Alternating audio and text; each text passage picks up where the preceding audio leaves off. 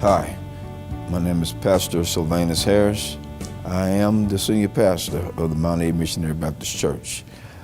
I'm grateful to be pastoring now. Been many years of pastoring, learning how to pastor and being under a pastor who serves greatly. My first year here at Mambc has been a wonderful year. And one of the things I like about this church is that it's very family oriented.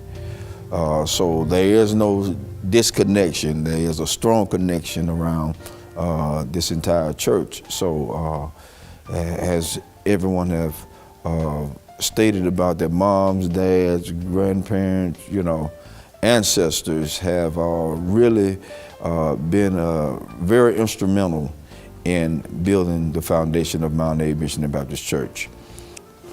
I'll come to know the history of the church started back in 1876, One of the things I like about this church is that it has a foundation that is solid, something to build on, and something that we can make better for the future.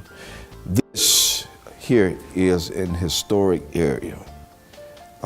This is something that most people dream about, but never actually get a chance to do. But in this season, in this time, God have allowed me an opportunity to pastor such a great group of people who have been instrumental to me and my family since we've been here.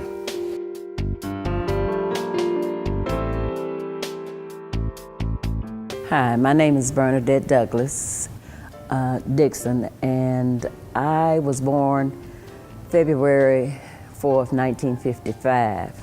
Of course, my family was already here. My great-grandfather died in the old church and was buried. His sons, which my cousin Ella was just talking about, her father, both of his sons, junior and senior, were out riding the woods, as they called it. They were in the turpentine business, and they were out chipping boxes. Well, he died on a Sunday in church, and they just laid him out on the cooling board, as they called it, and they buried him the next morning, and his sons didn't even know he was dead. My father relayed a lot of the family history about the industry and stuff. According to Daddy, the land was donated for the building of a church and cemetery for the community by a man named John Carter. And I became a member of the church in the early 1960s and was baptized out in the yard out there in a pool. And I can remember there being frogs in the pool, and I was scared. After baptism, we had to come back inside the church and sit on the front seat. And then after church was over, we received what was called the right hand of fellowship. My little hands were very small, and it seemed like all those big people were just squeezing it, but it made a difference. My connection with the church has made a difference in my life. My great aunt, Melvina Douglas, as she was telling you, our four parents were very strict. I started teaching Sunday school as soon as I learned how to read. And so I stayed a member here at Mambc for more than half of my life. And then, of course, I grew up, I got married, I left the church for a while and went to another church, and recently came back home. My father was a cook, as they call it, and he learned to cook at the Mambc restaurant under Greek chef Kamanaka. And he would always refer to him as his first teacher in the cooking industry. This place around here used to be fields, and Of course, everything is building up into houses now, but it used to be fields. And we walked from Spanish Fort over here to church, and either my father or one of my brothers carried me on their neck. We had to cross a log to come across the what we call the big branch, and then we had to come up the hill.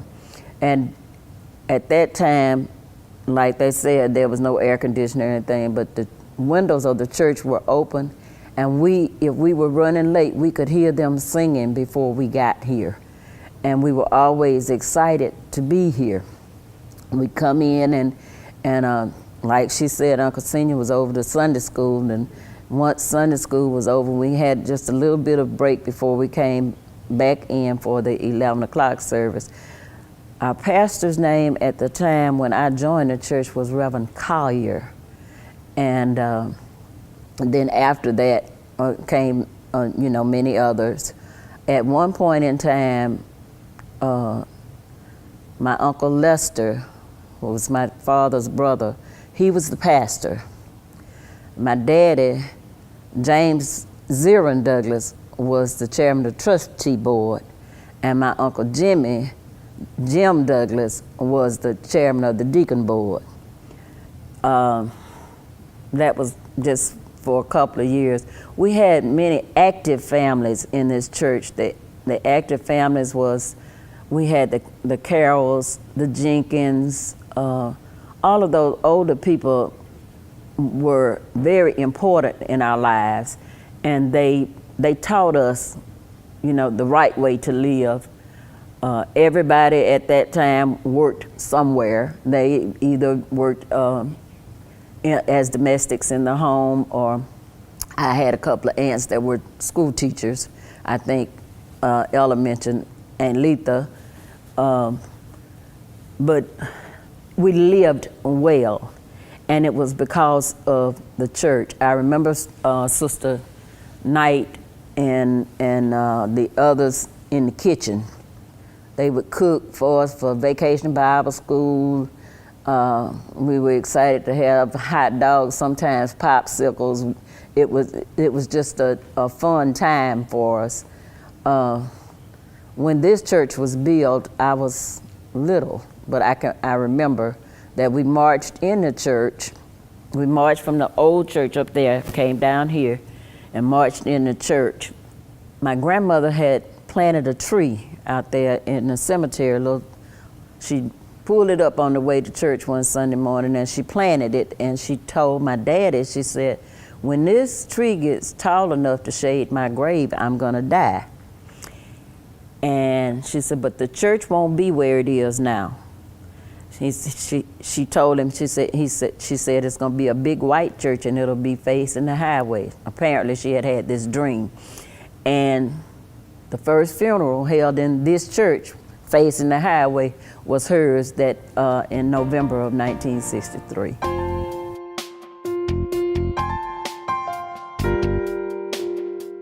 Hello, my name is Ella Douglas Glenn, and I'm a member of Mambc Baptist Church, and I'm a choir member.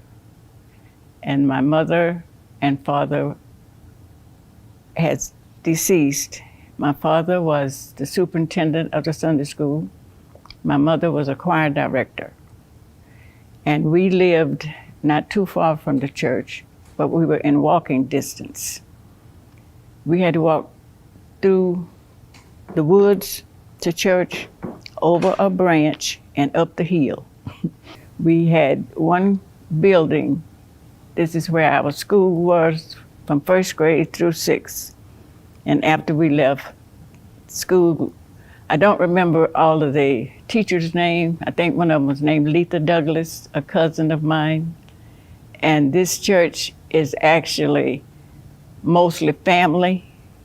When it was a new church, it was mostly family, and the Jenkins were here also, but they lived in Loxley. And we had a good time. We played outside in the dirt. We didn't have fans, we didn't have air conditioners. And when it rained, we had to go inside. However, we had a good time. As children, we played together. ate together and worked together. After that, after we finished school, after I finished school in Daphne, I left. And the church never stopped, because when I came back, after we retired from service, I came back, the church is still here.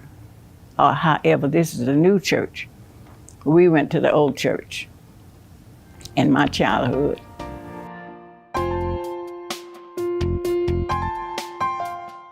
What I can remember about the church, when I was 11 years old, I joined this church, and I was an active member up until this day. I started preaching in 1975. I taught Sunday school here at this church. I was the second vice president of the trustee board of this Mambc Baptist Church. I was able to, they had the church up for sale, and I bought the church and built my house out of it. And the people that helped me to tear it down was Amos Douglas, Jeff Quinney, Paul Douglas, and myself. I remember when we had to go down to the spring to get water and bring it to the church, and they had two toilets, one for the men and one for the ladies, that was out back, way out, had to walk pretty good ways to the bathrooms. And I remember when we had to baptize, I remember 5 different places we baptized. One was down at the foot of the hill, one was over there on Turkey Branch. We baptized across the woods from Mambc Baptist Church. I remember once we went up there to Mac Brumley and we baptized. And I remember the old church had a bell there, and we was going to school at the Turkey Branch School, and they would always tell us to not get under the bell because it could fall. And occasionally that bell would fall through the week. It never fell on Sundays. And we'd come out there on Sunday morning, sometimes the bell would be going through the floor, and they would take that bell out of the ground later on and put it back up in the steeple of the church. I remember when they put the addition onto the church, I was about the 3rd grade in high school. A man by the name of Lucius added that bell to the church. I remember back when we used to bury, the grave had to be 6'6", 6 foot deep, 6 foot wide. And they would let the bury, put the grave casket down in there, and they had a shovel. And the men would take the shovel and fill that grave back up. And they would do it in a hurry. And men would rotate. The youth would bury, they have funerals on a Sunday then. And the men would pull off their coat and rotate with that shovel until that grave was filled up and heaped over the top with dirt. The next thing I remember about this church, that my daddy was a deacon of this church. He was also the trustee of this church for about 20-some years or longer. The next thing I can remember about the church, that when we were children, Miss Melvina Douglas was the primary teacher, and she taught the Sunday school, and she would teach us what thus says the Lord. And after that, we remember that Miss Stallworth, she was the musician, as I can remember, the first one that played for our church.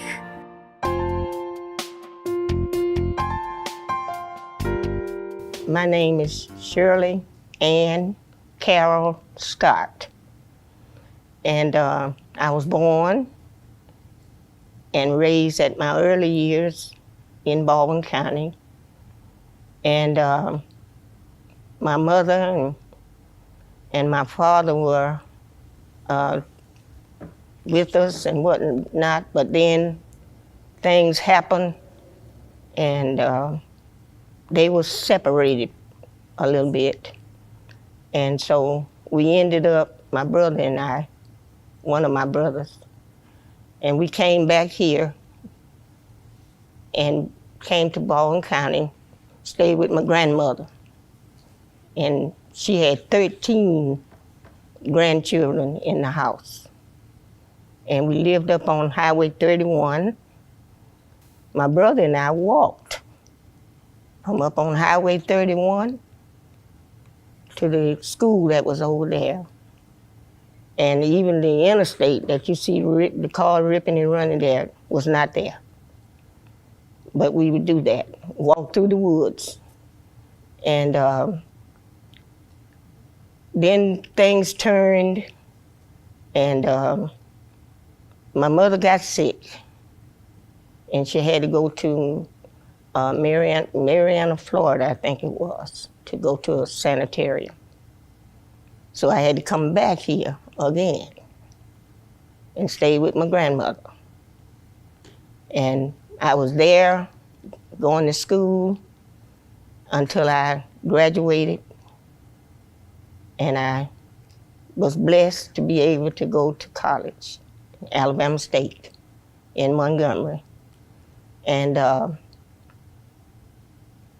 I finished the course there, and I came out, and I was, then I went to college, and I got a teacher's certification.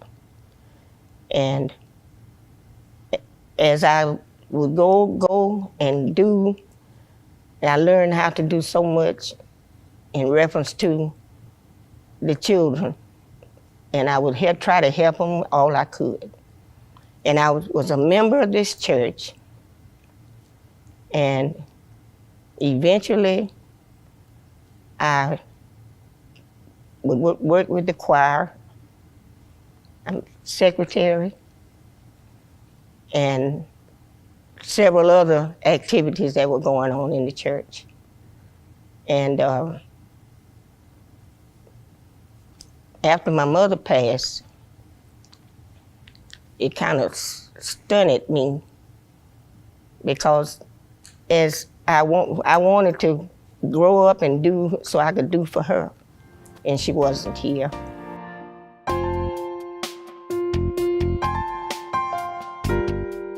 My name is Samuel Jenkins Jr. and I'm a trustee and a deacon here at the Mount A Missionary Baptist Church. I'm a third generation being a member of this church. My grandfather was one of the people that helped purchase the area and build the first church that was here. And my grandmother is I never knew my grandfather, but I knew my grandmother. Her name was A.T. Jenkins, Amelia T. Jenkins. She was very instrumental while I was growing up as a young fellow. The pastor that I can remember as far back as I can go is Reverend Collier, and he was the one that baptized me in that swimming pool. And just like Minister Douglas said, it was tadpoles and frogs in that pool where we got baptized in. I'm 65 years old. I was born January 5th, 1955, and I've been here all of my life. Went off to college to Alabama State University and returned. And I served on the usher board. I've been taught by Reverend Longmire. I've been taught in school by Sister Scott. So our church history really is something else. My grandmother would line us up, all of the young men in the church. She would line them up. She would sit on the second row in the church, and she would line the young men up.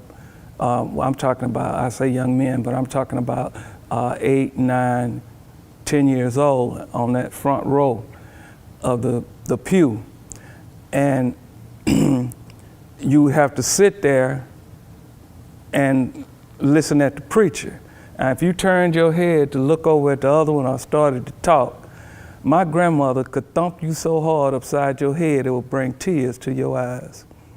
And everybody knew that, so we'd sit there and just be attentive and listen at what the preacher. A lot of times we'd fall asleep. But at the end of the sermon, she would always ask each one of us, tell me something the preacher said. So you had to pay attention for a little while so you get a sentence or something to tell her, because she wasn't going to be pleased if you didn't have anything to tell her about what the preacher said. These people were strict disciplinarians. They wanted you to do what was right, and they didn't tell you anything wrong. They were leaders, and they wanted you to be leaders. And to this day, I know of none that have gone off to prison that came up in this church. I know of none.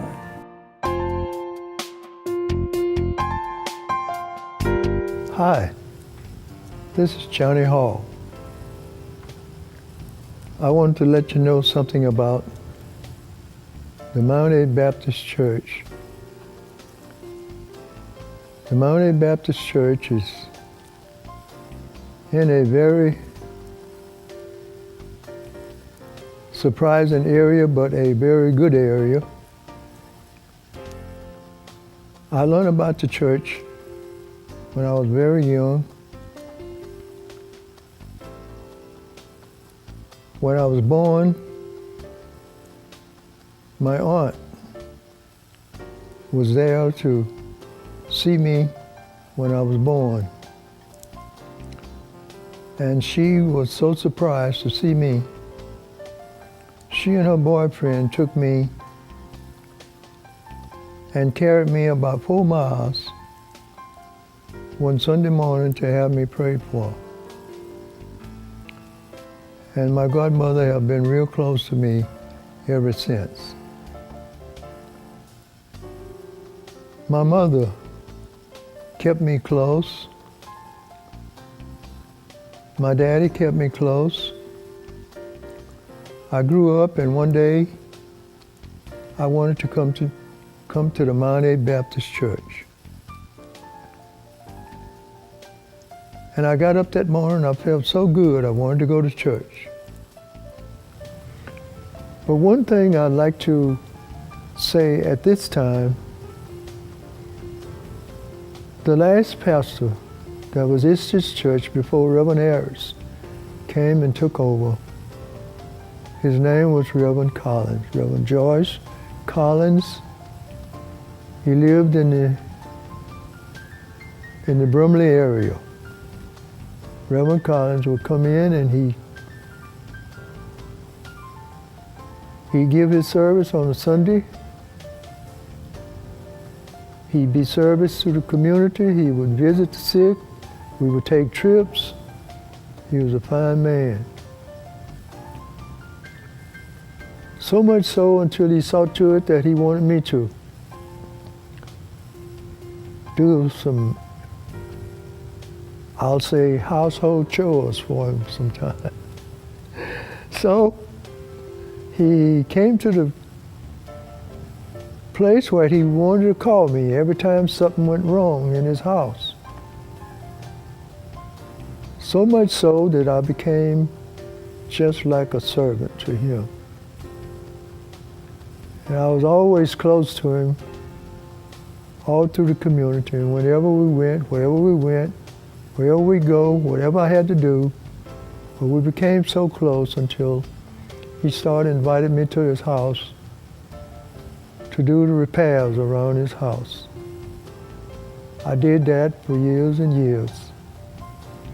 Whatever it was, or whatever he wanted me to do, because he knew I was very instrumental in that type of work, because I did it all my life.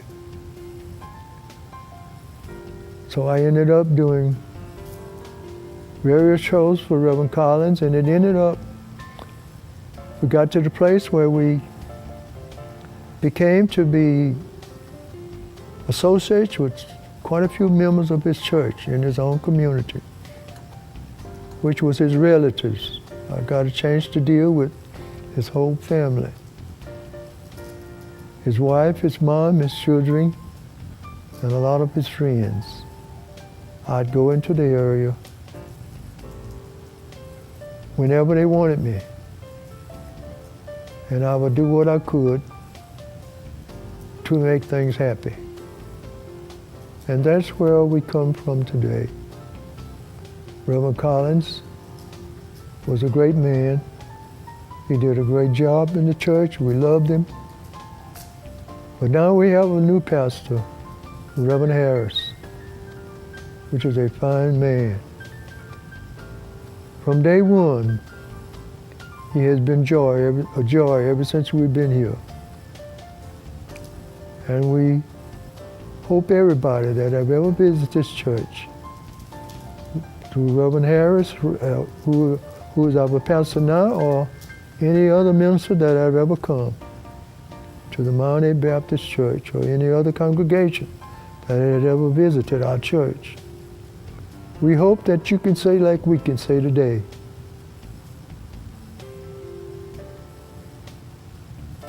Well done. Well done. Well done. Thank you.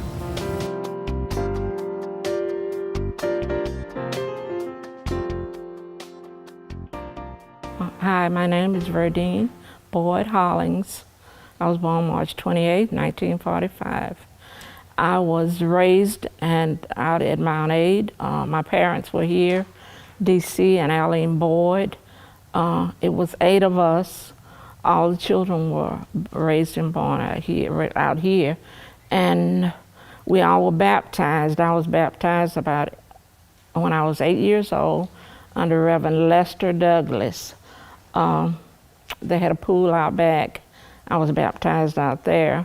My sisters, the older ones, was baptized in a creek down the street on CC. They called it the CC Road. And then several of them was baptized down the hill right there. It was a creek down there that they were baptized in. We walked to church every Sunday morning. I lived between Highway 31 and 90, and my sisters and I and James Zetta Quinney and Marjorie Hall, Lena Mae Quinney, and Jeff, all of us would walk all the way from 31. They'd come across 31 down to 90, and we'd walk all the way up Highway 90 to church every Sunday morning, time for Sunday school. It was also a Mount and Sis. They were the Douglases. We lived all in the same neighborhood, but we'd walk out here every Sunday morning, and a lot of times we'd be coming to church.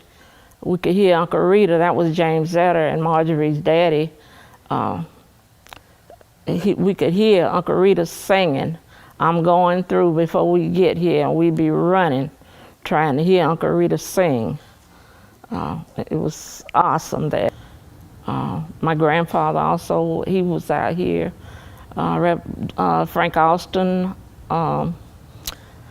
also Uncle Rita and them, they rode horses. Every morning on Sunday morning, they'd have that wagon. And sometimes we'd get on the wagon with them and ride out here to church. But most of the time we walked. I can remember when it was right up there, the old church.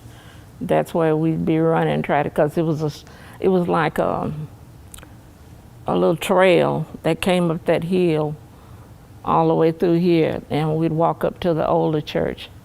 That's where we attended church up until this one was built. Mr. Ishmael Carroll, he was a deacon out here, and he would ride his horse on Sunday mornings. Every Sunday morning he had a great big white horse that he had on that wagon, and he'd ride it to church every Sunday morning.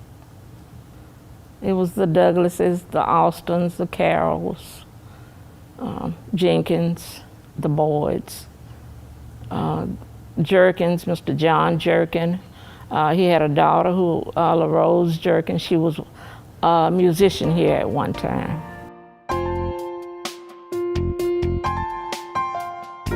William Cyprian Sr., as I said before, I'm currently the chairman of the Deacons Ministry here.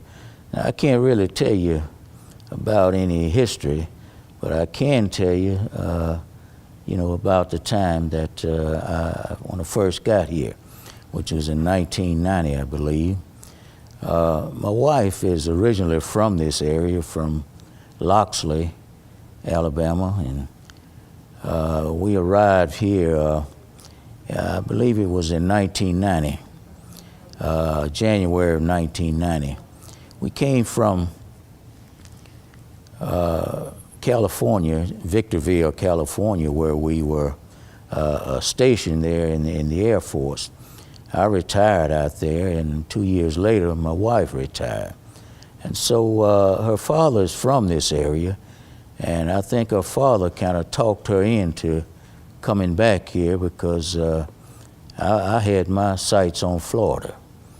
But we ended up here, and we joined the church. Her father talked to us quite a bit about, you know, how good this church was, and the people in the church, good people. And we've always been in church during the time that we were in the Air Force. We stayed in church, never got out of the church. We participated in the chapel ministry while we were in the Air Force.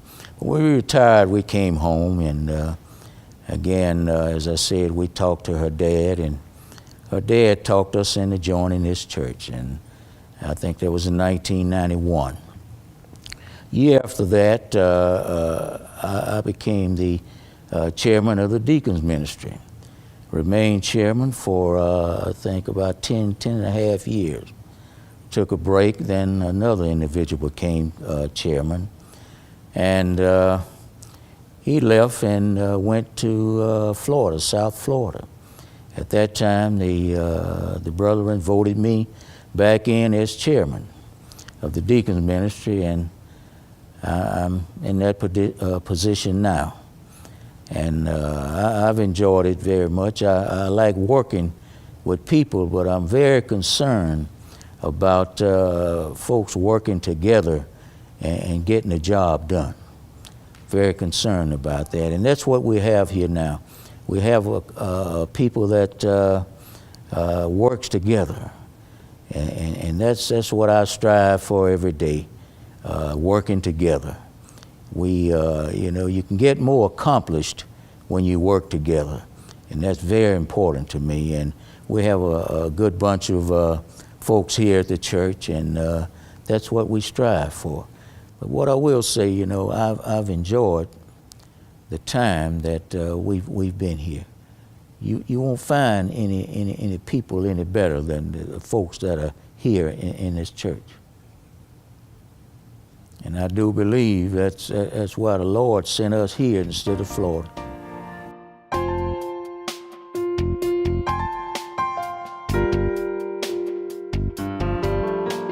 Senior Douglas was a father for 13 children, and I'm right in the middle of them. But we all were members of this church. And he was so strict when we were younger. He could look at you. If you were out of place, you jumped back in place. He was just that strict. And my mother used to tell him all the time, "You're too strict on those girls." He said, "They are mine. They're my girls. I want to raise them right." And he did, out of the 13. And when he got ready on Sunday morning, he would lead the way, and he made everybody get up and have breakfast around the table. But he prayed so long, the food got cold. But we still had to eat it before we left to come to Sunday school. And we stayed at church all day. Sunday school, 11 o'clock service, BTU service, and I don't know what else. But we had a lot of fun. He raised us right. Out of the 13, I don't know if any of us has ever been in jail. I was born July 12th, 1933, and I was raised here in Baldwin County, and the creek down here where we were baptized, some of us were baptized. And in the creek, we didn't have a pool to be baptized in. Snakes were there. We had to, when they put us in the water, we still looking for the snakes on each side. Because everybody, and we were raised in the country, but I'm still afraid of a snake. That's the only thing I think I'm afraid of. And if I see it first, he's a dead one. I don't play around with snakes. But anyway, we had a good time.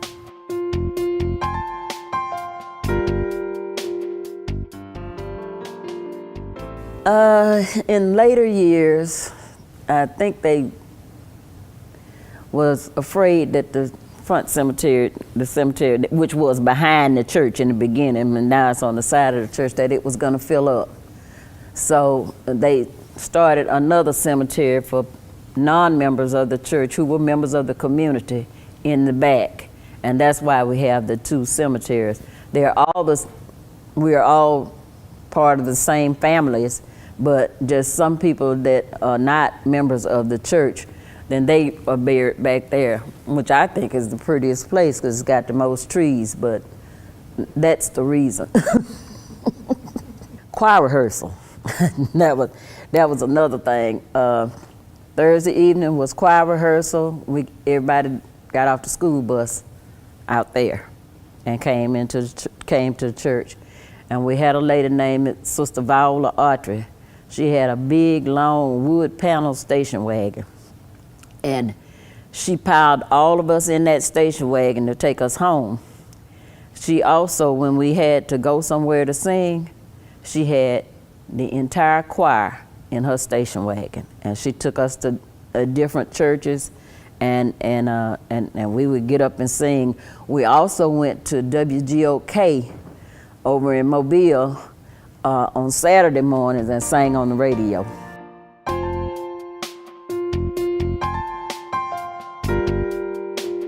And the first pastor I remember was Reverend Scott from Admo. And the latest pastor we have now is Reverend Sylvanus Harris. So I can remember from then up till now all the pastors. And we can say this, that Deacon Hilliard Jenkins, he was the chairman of the trust of the deacon board. And I never seen a man that the people admired as he was admired. He was, they really respected him as well as he was the pastor. Whatever he said, there was no question. He just said it. I remember one time we was out here digging up the stumps out here at the church. I was operating a backhoe, and one of Deacon Carroll was somehow or another, he got in the way, and I took the backhoe and switched it around real fast, and that bucket hit Deacon Carroll, and he fell to his knees. Blood came out of his eyes, nose, mouth, and I just knew he was dead. But by the grace of God, he went to the hospital, stayed about a week, and he survived, and he lived years after then. I remember also when I was a little boy, you could count the cars on one finger that was here at this church. Men came on horsebacks, some people came on wagons. And the next thing I can remember about this church, when I was tearing the church down, there was an accident right down this, at the highway we came to the church, and a man was killed. The next thing I can remember about this church, that I used to teach Sunday school right here in this side here, teach the young men. And I also sang the choir. I was a Sunday school teacher. I think I'm repeating myself here in this church. And some of the young men I taught with Brother Samuel Jenkins and Brother Shelley Jenkins, I say Shelley Jenkins, his son. And the Lord had blessed me from then until now. I've been preaching for 45 years. And I remember Sister Scott, she was the secretary, that made out the license and signed my name on the credentials. And now it has almost faded out down through the years. And I can say that my father was the one that picked this spot for this church to be built. Reverend J.C. Collier was the one from Pensacola, the one that built this church. And I think Brother Wheaton was the contractor that added on to this church. And I remember, I think 1944 was the first member of our family that was buried here. His name was Edward Longmire. And then later years, my mother passed, and then my father passed. And that's all we had buried in this church. So we've been blessed when it comes to the death of the immediate family of the Longmires. I think we got about the shortest list of the people been buried here. And I just give the Lord the glory and the praise for the many blessings that he has blessed me. As I said earlier, we always walked to church, but now the Lord had blessed us that we able to ride here. We got air conditioning, we got carpet on the floor, we got padded pews, and we have really been blessed from the time that I've been here up until this day. I never thought that I would see the church progress the way it has progressed down through the years, from walking till now we're able to ride, and we're able to just sit back and enjoy how the Lord had blessed us with the facilities that's here, that's in our church.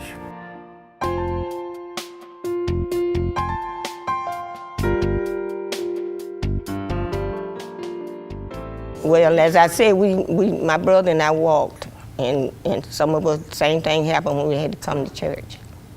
But there was a pool, when it wasn't really a pool, but it was a water, and that's where they were baptized.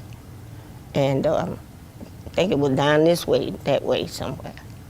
And the church was facing this way at one time, and then it turned up and went the other way.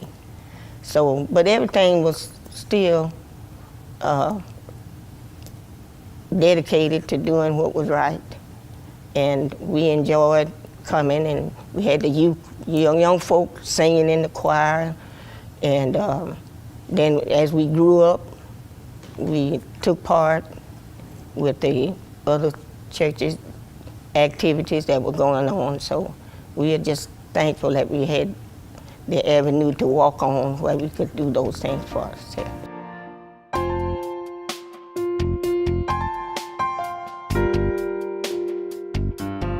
My dad was a very dedicated man to this church. He was on the usher board and also chairman of the trustee board for a long time.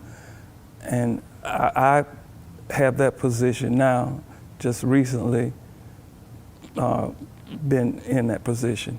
And I got some big shoes to fill. My dad was the first the only black county commissioner that we have had in this county of Baldwin County. And he's got a highway that's named after him that runs right in front of this church. He was very dedicated to his church, and my mother was also. She sang in the choir and everything. And all of my brothers grew up here. My mother had 5 boys. 2 of them are deceased and 3 are still living. All of the descendants that were, all of my dad's brothers, siblings, and everybody have passed on. The last one passed on earlier this month. So that was the last one. My granddad had 5 boys and 3 girls. All of them were very, very successful and pillars wherever they went within the world. They were stationed all over the world. And they constantly would send donations back to the church whenever we had special drives. Ever since I've been here, this church has always been financially stable. Ministers never left here without being compensated. We've always, matter of fact, we paid our bills on time, and this church, we always paid it off, bills off before they matured. And from what I can remember, I was told that used to be where we've got the fellowship hall was a school, and the church had donated it to the state to be a school, and my grandmother taught at that school.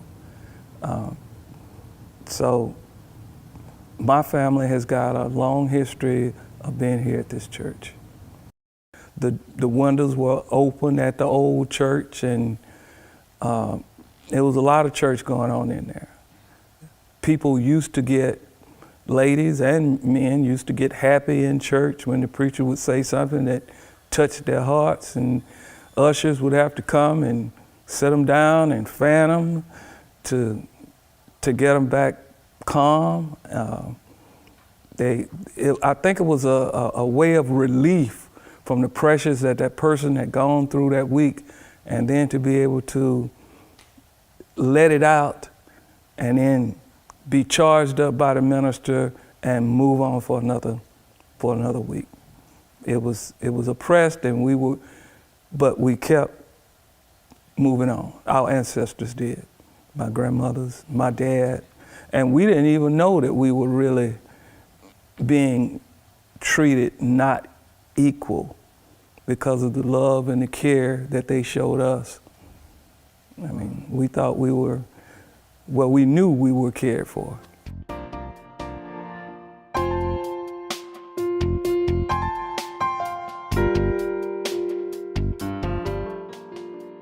But after I joined the church,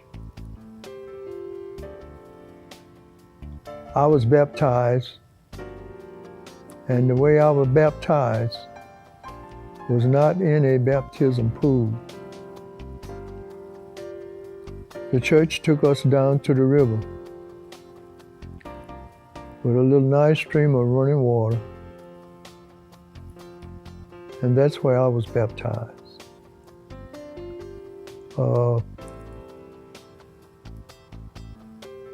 Our church eventually,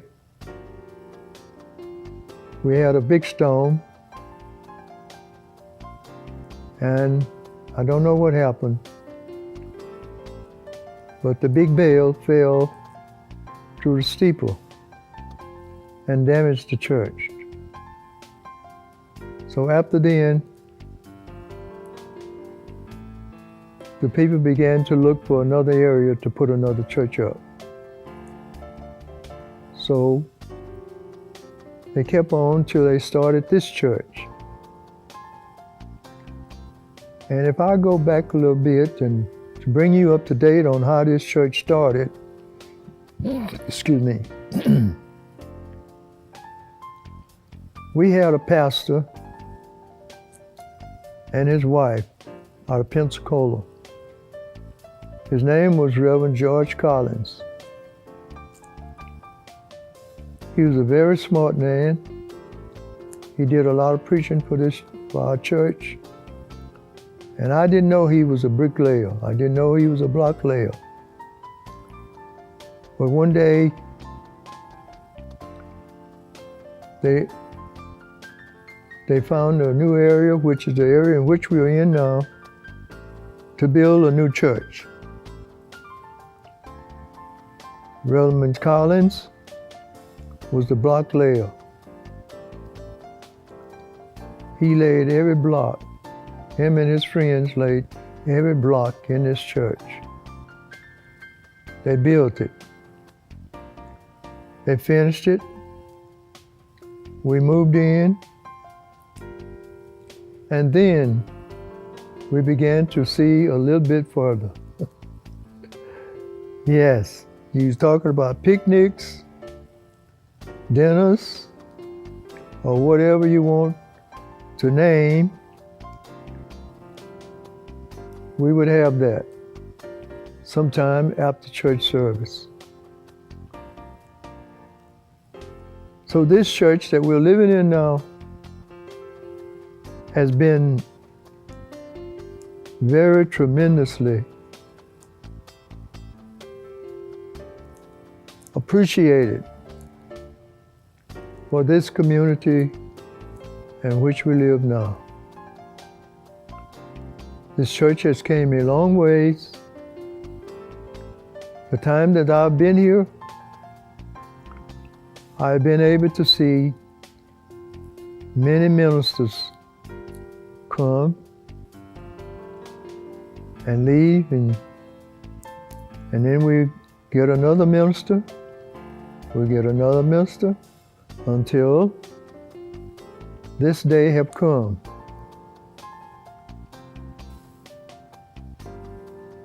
This church, as I grew up in this church, I was very instrumental.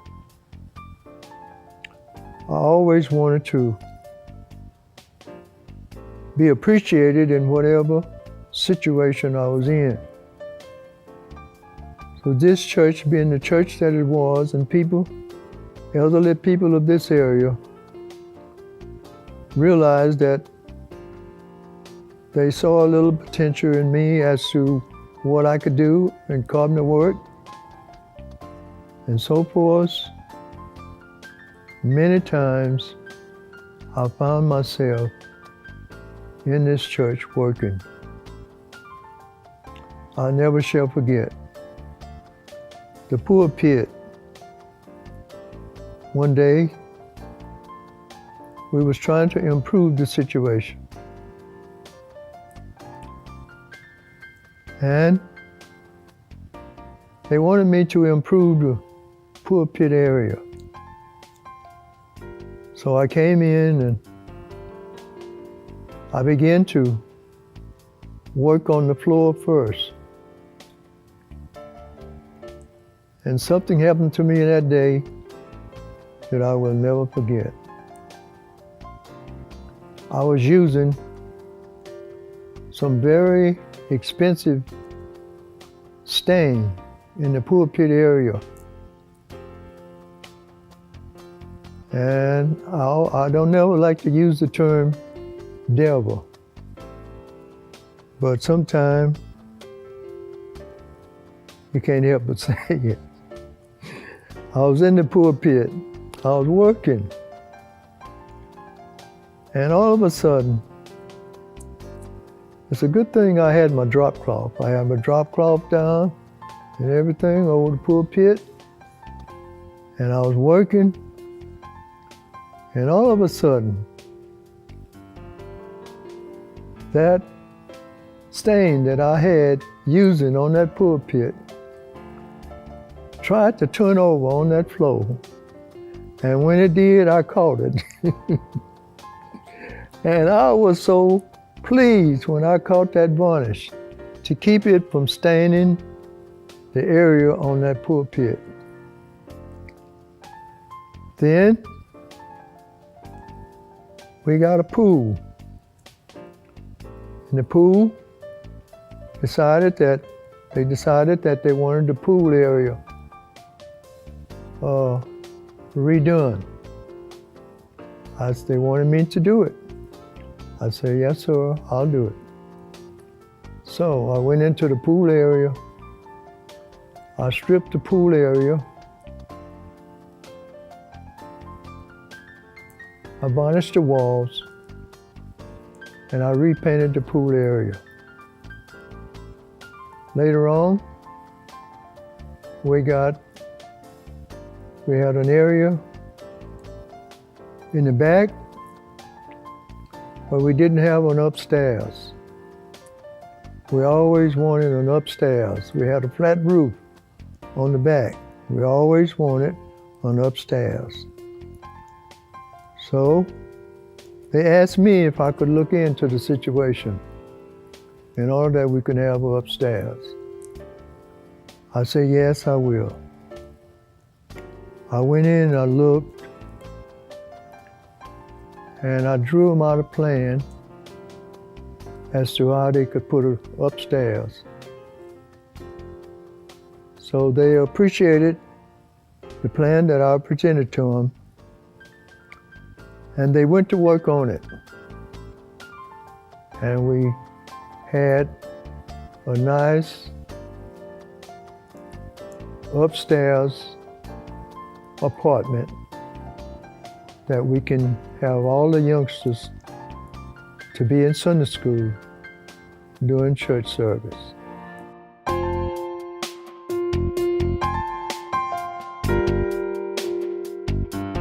I want to say that we have 9.5 acres. It was acquired back in, like I said, 1876 when the church was first built. The first building was actually built, I want to say, like maybe over on the, I guess going toward the east side of the land of the property, or where the cemetery is now in the front. At the latter part of the years, they built where we're sitting at now. And the next building after that was remodeled and built in that same place.